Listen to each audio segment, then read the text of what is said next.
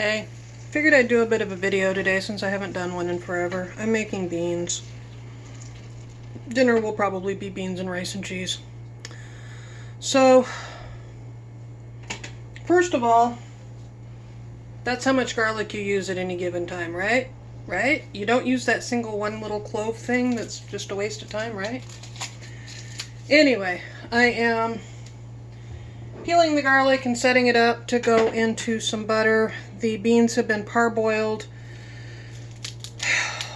I had a plan on this video. I did. Okay, cooking beans. If you don't cook beans regularly, then you think that the directions that tell you have to soak them overnight are real. The directions that tell you have to soak them overnight were for homemakers, housewives, and was a matter of convenience.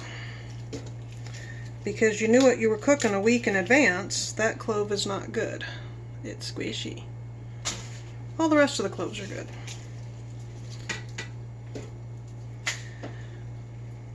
Okay, where'd my lid go? This is gonna be loud.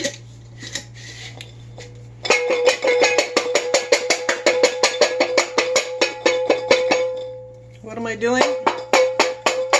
I'm breaking the paper off because it's easier to do it this way. Because I have grip issues. And about half of them will come out completely clean. And about half of them will come out with the paper broken.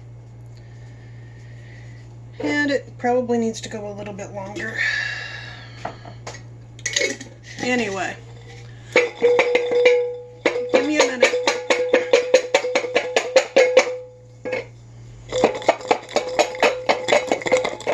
You're trying to crack them. You're trying to smash to here and here, not get it circulating. Because if it gets it circulating, it doesn't actually do anything. So you're trying to do this. See? All the paper is coming off.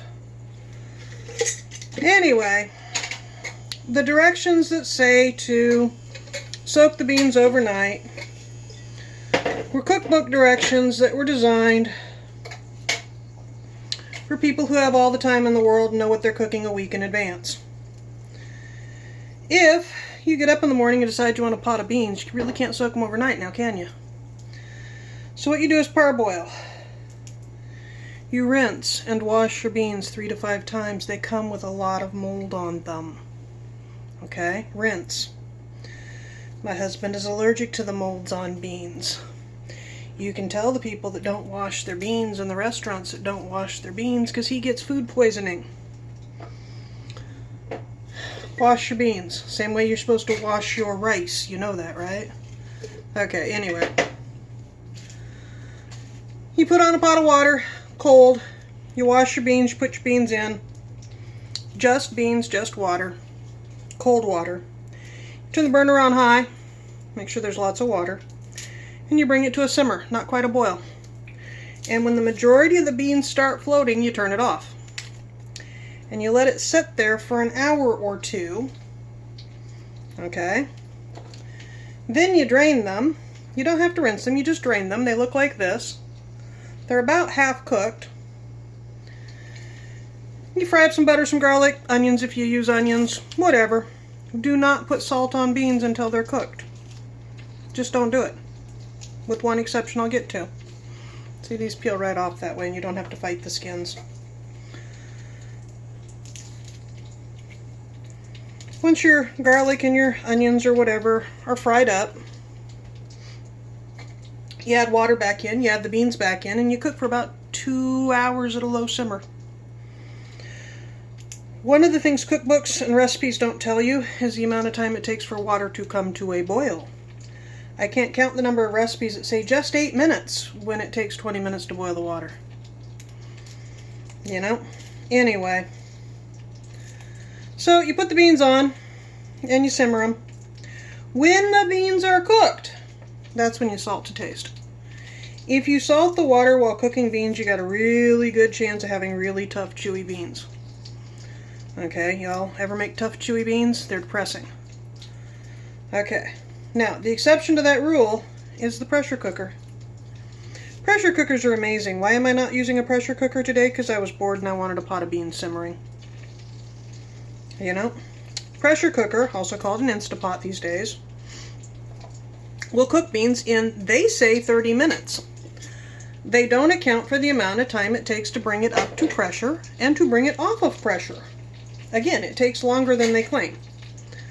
But you can put the salt in the beans. You can put everything you want in your pot of beans when it's done. You can make chili in the Instapot, cutting out 18 steps. Now, most of the time I'll plant that, but I'm not going to today. Today, I'm going to cut the root end off. I gotta get a knife. I'm gonna cut the root end off because I don't like it. Slice these in half and be done. Because my butter is round. Because it's been sitting here too long. Because I talk too much. Because I thought to do a video. I'm just literally slicing these in half. Why do I do it that way? Because as a kid I hated finding chunks of onion or chunks of garlic in my food. But even more, I hated small pieces of onion and small pieces of garlic that you couldn't pick out. So I make chunks. So if you don't want it, you can pick it out. And if you do want it, you can mush it with your fork just a little bit. Even though it's just the hubby and I and we don't really care. It's just an old pattern. Can you hear my garlic? Can you see it? That's my garlic. It smells yummy. That's why I started doing this today.